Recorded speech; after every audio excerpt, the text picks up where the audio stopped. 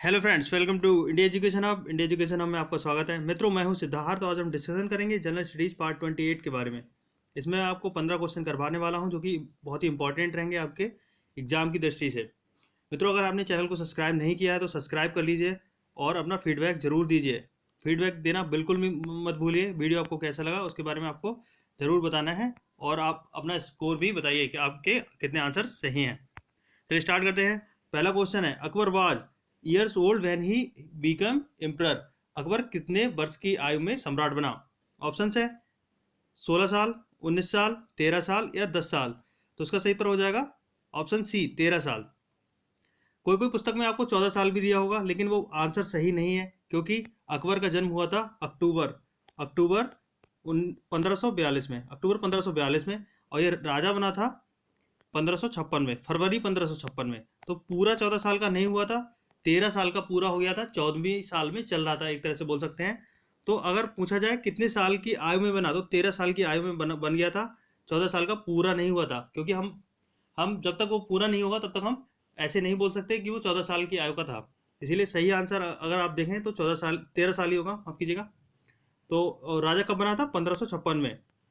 1556 में उस समय इसका जो संरक्षक था वो था बैरम खान। बैरम खान, यहाँ से क्वेश्चन एक बन जाता है, अकबर का संरक्षक कौन था?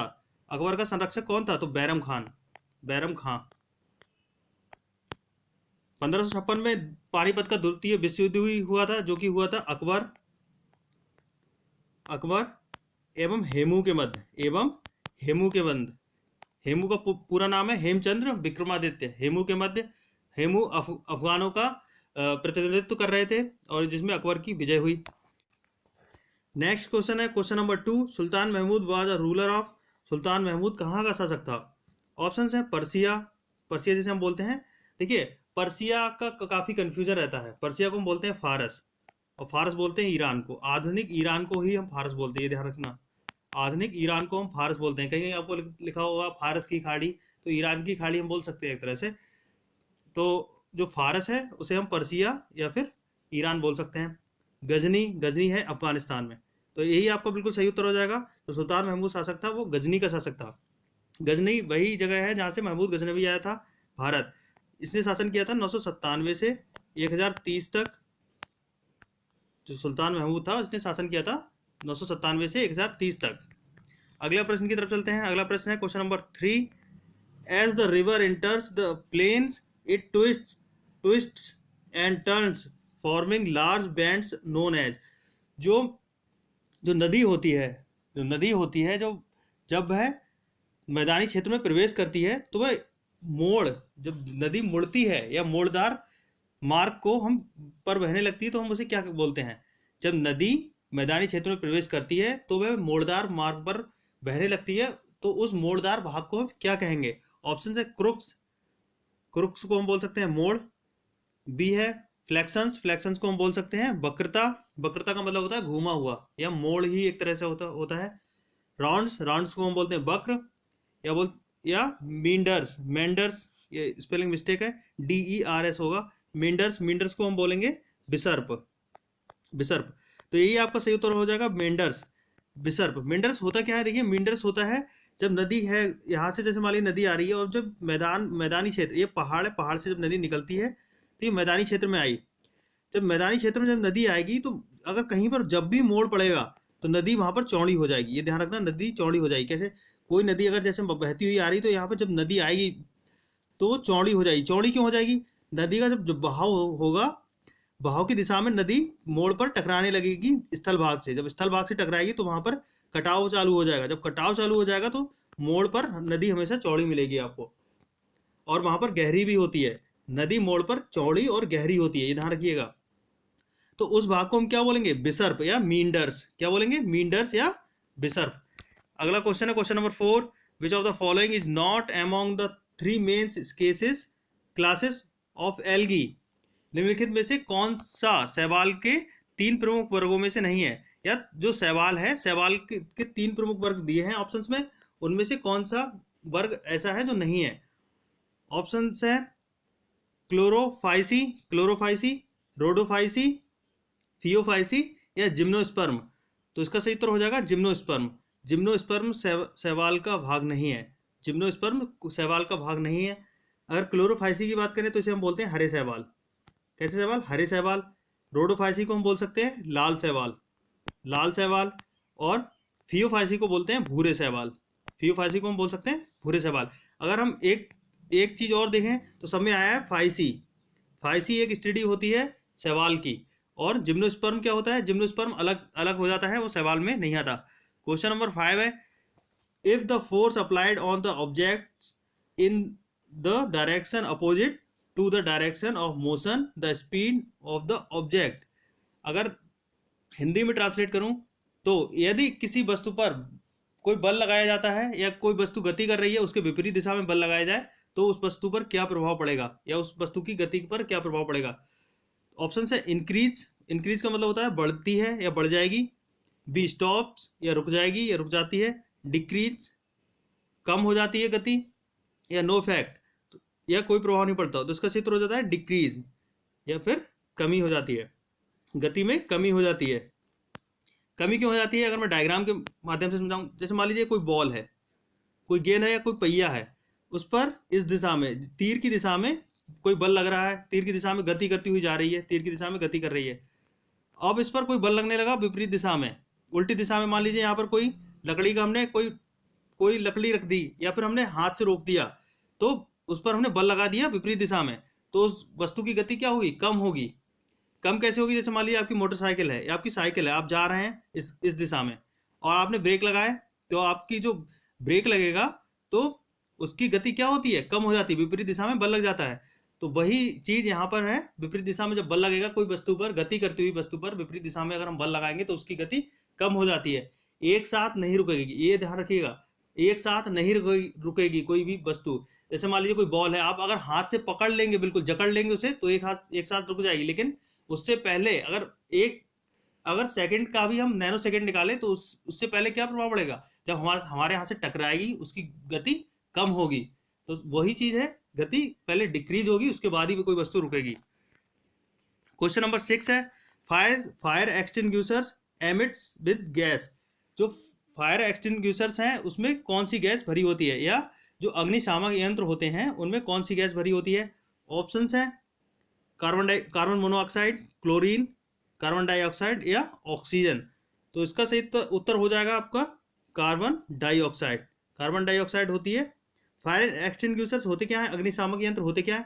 वे यंत्र जैसे मान लीजिए आग लग गई कहीं पे, तो आपने देखा होगा रेड कलर का एक टैंक सा होता है, उसमें एक पाइप निकला हुआ होता है, ऐसे करके पाइप निकला हुआ होता है। कहीं आप एटीएम पे या बैंक में या फिर कहीं ऐसी ऑफिस वगैरह में आप जाते हैं तो आपने देखा होगा रेड कलर का होता है, उसमें फायर का चिन्ह भी बनाता है। लाल कलर का होता है सिलेंडर सा, उसमें एक पाइप निकला होता है, तो वही होता है। वो अगर कहीं पर आग लग जाती है तो उसे हम खोल के उससे स्प्रे करते हैं तो आग बुझ जाती है। तो उसमें कौन सी गैस भरी होती है? तो कार्बन डाइऑक्साइड उसमें भरी होगी, क्योंकि आग बुझाने के लिए सबसे इंपॉर्टेंट गैस बनती है कार्बन डाइऑक्साइड, क्योंकि कार्बन डाइऑक्साइड की उपस्थिति के कारण आग नहीं लगती। ये ध्यान रखिएगा। आग जलाने में सहायक गैस कौन सी है? तो इसका सही उत्तर हो जाएगा ऑक्सीजन। अगर ऑक्सीजन नहीं होगा तो आग आप नहीं लगा सकते, आप आग नहीं लगा सकते अगर ऑक्सीजन नहीं है। ऑक्सीजन जलने में सहायता प्रदान करती है। क्वेश्चन नंबर 7 है, what is formed when magnesium is burned. अगर मैग्नीशियम को हम जलाएं तो क्या प्राप्त होगा? ऑप्शन है baking soda, calcium carbonate, S या फिर विनेगर। विनेगर को हम बोलते हैं सिरका, एस को बोलते हैं भस्म या राख।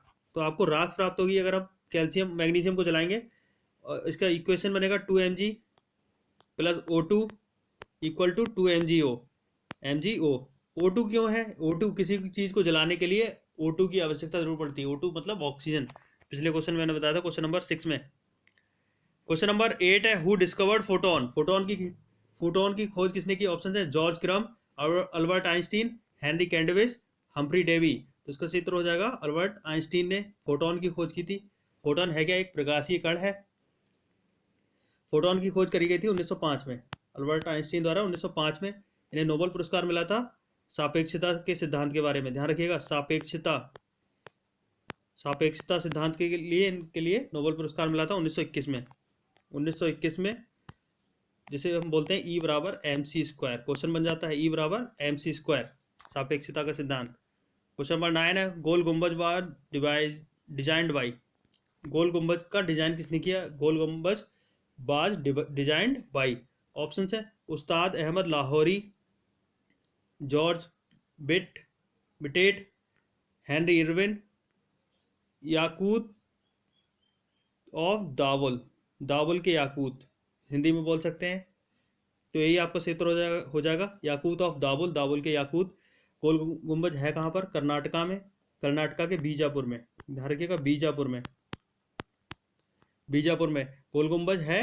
अहमद शाह अब्दाली का मकबरा, आदिल शाह का, माफ कीजिएगा, आदिल शाह का मकबरा है। आदिल शाह का मकबरा है गोल गुंबज, बीजापुर कर्नाटक में। इसका निर्माण कार्य शुरू हुआ था 1656 से। 1656 से इसका निर्माण कार्य शुरू हुआ। किसके द्वारा? और डिजाइन किसने बनाया? याकूत ऑफ दावुल, दावुल के याकूत ने। क्वेश्चन नंबर 10 है SAARC agriculture centre is based in which city? SAARC कृषि केंद्र कहाँ स्थित है? ऑप्शन है इस्लामाबाद, ढाका, कोलंबो, काठमांडू। तो ढाका में स्थित है। ढाका कहाँ है? बांग्लादेश, बांग्लादेश। सार्क का हेडक्वार्टर कहाँ पर है? काठमांडू, नेपाल, नेपाल में। सार्क का अगर हेडक्वार्टर की बात करें तो काठमांडू, नेपाल में। क्वेश्चन नंबर 11 है which planet is the smallest in universe? सौरमंडल का सबसे छोटा ग्रह कौन सा है? तो आपको पता ही होगा बुध या फिर मरकरी जिसे हम बोलते हैं। ऑप्शन ए सबसे छोटा ग्रह है मरकरी या फिर बुध। बुध 88 दिन में परिक्रमा करता है, सबसे तेज परिक्रमा करता है सूर्य की। ध्यान रखना 88 दिन में परिक्रमा कर देता है बुध पर। और क्या क्या है? चुंबकत्व है, चुंबकत्व का गुण है। और बुध पर तापांतर, दैनिक तापांतर सबसे अधिक रहता है। सबसे बड़ा ग्रह कौन सा है? जुपिटर या फिर बृहस्पति सबसे बड़ा ग्रह है और ये 12 साल में एक परिक्रमा करता है। और सबसे तेज रोटेशन की बात करें या अपनी धुरी पर सबसे तेज कौन घूमता है? तो जुपिटर 10 घंटे में एक चक्कर लगा लेता है अपनी धुरी पर। कहने का मतलब वहां पर 10 घंटे की दिन रात होती है, ऐसे मान के चलिए। जैसे पृथ्वी 24 घंटे में घूमती है अपने अक्ष पर, वैसे ही जुपिटर घूमता है 10 घंटे में। अगला प्रश्न आता है question number 12 which is the number of Puranas? जो पुराण है वो उनकी कितनी संख्या है? पुराणों की संख्या कितनी है? ऑप्शन से 108, 4, 18, 10। तो इसका सही उत्तर हो जाएगा 18। पुराण कितने हैं? 18। वेद कितने हैं? 4। 108 है उपनिषद। ध्यान रखिएगा उपनिषदों की संख्या 108, वेदों की संख्या 4 और पुराणों की संख्या 18। क्वेश्चन नंबर 13 है blood does not coagulate inside the body due to the presence of? रक्त किसकी उपस्थिति के कारण नहीं जमता शरीर के अंदर? जो हमारे बॉडी के अंदर रक्त होता है वो क्यों जमता क्यों नहीं है? ऑप्शन है प्लाज्मा, हीमोग्लोबिन, हिपैरिन या फाइब्रिन। तो इसका सही उत्तर हो जाएगा हिपैरिन। हिपैरिन के कारण रक्त जमता नहीं है बॉडी में। ध्यान रखिएगा, ये तो जम जाएगा तो हम जीवित कैसे रहेंगे।